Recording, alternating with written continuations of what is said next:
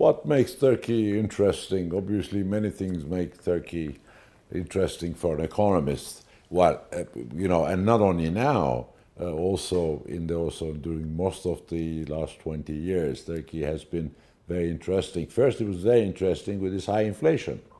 People now seem to forget, but throughout the 80s and 90s, Turkish inflation, annual inflation, average usually somewhere between 50% and 100%.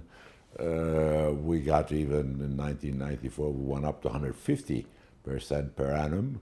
So that obviously makes it interesting in several senses of the word. The first question that comes to mind is usually countries which fall into that kind of a trap of inflation rising and rising and rising and rising, they end up in some sort of a hyperinflation, when prices go crazy.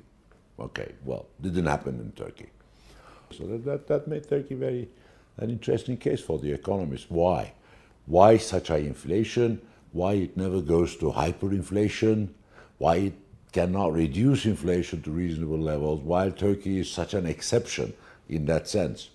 The recovery in the 21st century is in that sense remarkable, because in a very short time, in a few years' time, inflation was brought to single digits, and it has remained there ever since.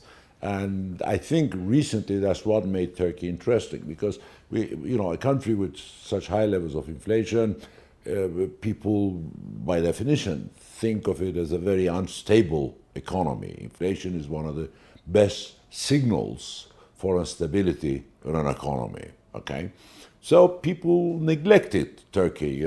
Turkey was in nobody's map.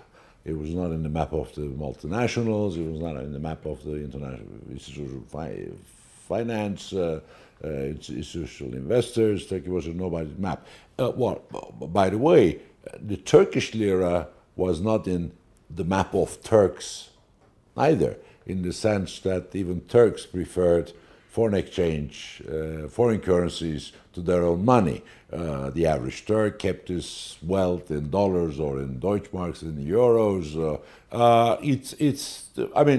First there is size. It's a large economy.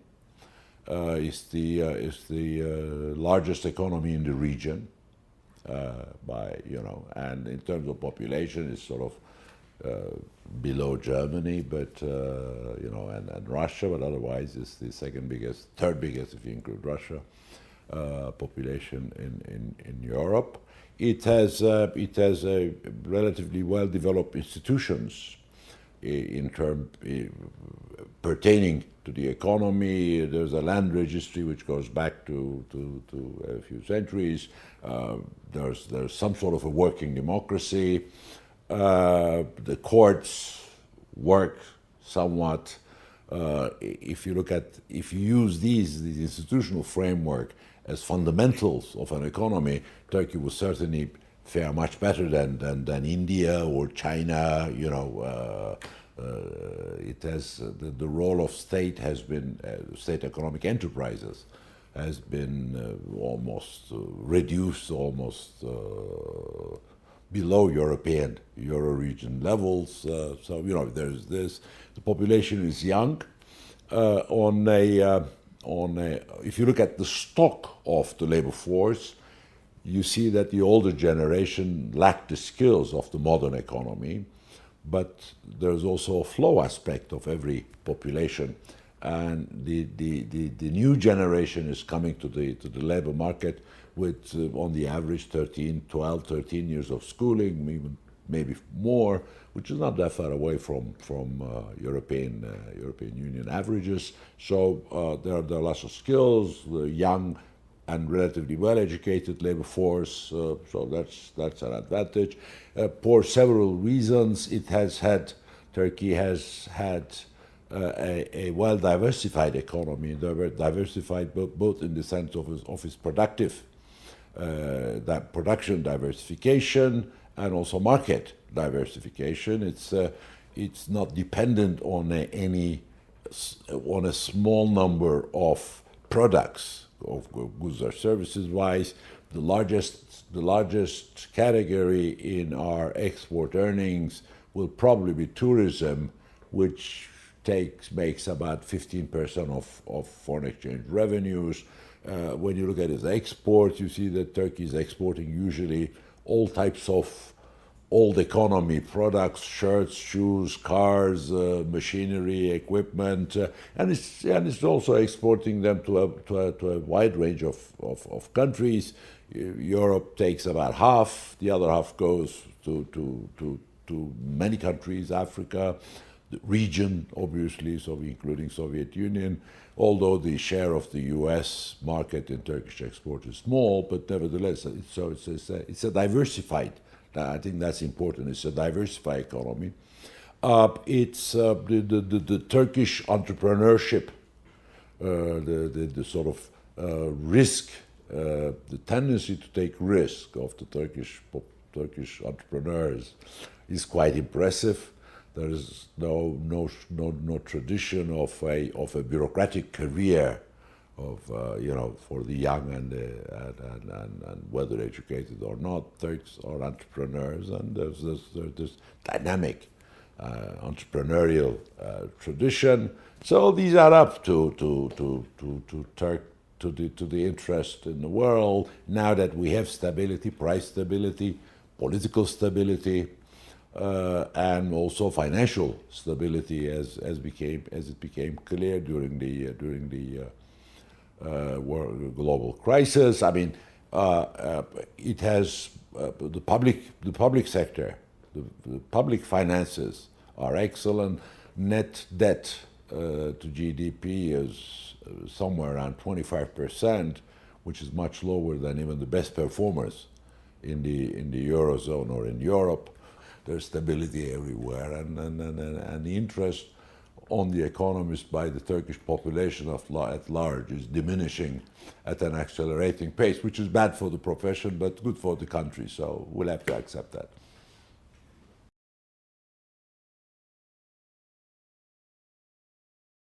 We can talk about a great transformation, in 2000, between 1999 and today. The Turkish economy underwent almost a miraculous transformation. Obviously it's not a miracle like a Korean miracle or like that, but it was almost like a miracle. I think in that great transformation, two things in the economic part, two roadmaps do stand up. They've been very helpful. One was the roadmap supplied by potential of membership in European Union, and the other one was a technical roadmap supplied by the IMF. These were important roadmaps. But let me say something. Roadmaps are important, but they're nevertheless roadmaps. You need someone to read the roadmap and then conduct the car. European potential, what the Europe supplied and the IMF supplied were, let's say, coherent reform programs, but they were adopted because there was a local constituency for reform. They, in other words, were not the cause of the reform. The cause of the reform was the local demand for reforms. They've strengthened the hands of the reform constituency. I want to underline that very much. Economics is always politics. I mean, the economic part of economics is relatively straightforward and easy. We usually teach it in introduction courses, and that's more or less enough. Anybody who went to the university for 2 years has had the micros and the macros. That part is easy. It's the political part which is the problem. I mean, you look at Greece, you look at Germany, you look at China, you look at Turkey, what needs to be done, or you look at the US, what needs to be done in a purely economic sense is usually very straightforward. It's the political consequences and political implications which confuse and complicate matters. Now, what happened in Turkey was that the great transformation, where the Turkish economy underwent this almost miraculous transformation, coincided with, and therefore happened because of the consolidation of Turkish politics. So what the critical event, obviously, is the oncoming of the AK Party Erdogan government. It was clear to me from before they came to power that this was a pro-business government, and as such it will be pro-market, and it will therefore be pro-globalization, and therefore pro-European Union. That's the first part, which explains a large part of the structural reforms. The second aspect was that it was also clear to me that they're ontologically, almost by their form of existence, they were fiscal conservatives. They represent the taxpayer. They were people who paid taxes, who knew they were paying taxes. This was the first time in Turkey. It's the first time in Turkey because usually Turkish governments are filled, well, also the economic ministries are filled with ex-bureaucrats who only spent their lives spending taxes, who's never had to worry about the cash flow required to pay either the payroll taxes or the social security payments or the income tax or the VAT, etc. So they were not taxpayers in that sense. They were tax spenders. With this government, with the AK Party, Turkey got its first business government, business originated. When I say business, they were not big business, they were small business, it doesn't matter. So they had a totally different outlook, whereas our previous bureaucracy originated governors will think of the state as themselves and privatizing as selling their own things. The AK Party people thought of the state as them and privatizing state enterprises as buying them. So there was this incredible change in attitude. So, they're both important in understanding this decade.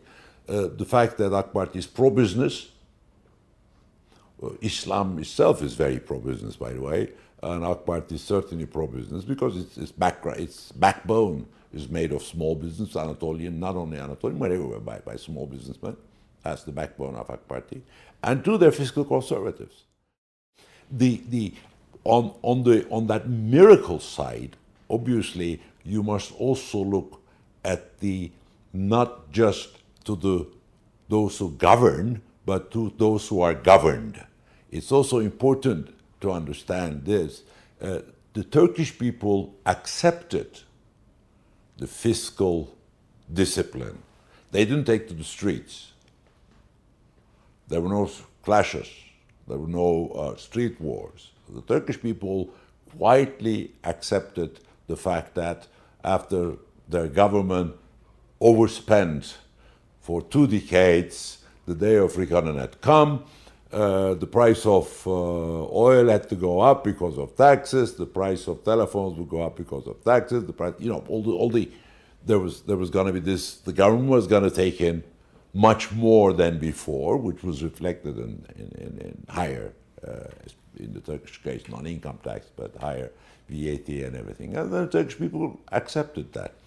Obviously, it helped that the Turkish economy started growing fast, which makes correction and adjustment much more easier. So that's, to me, that's what happened.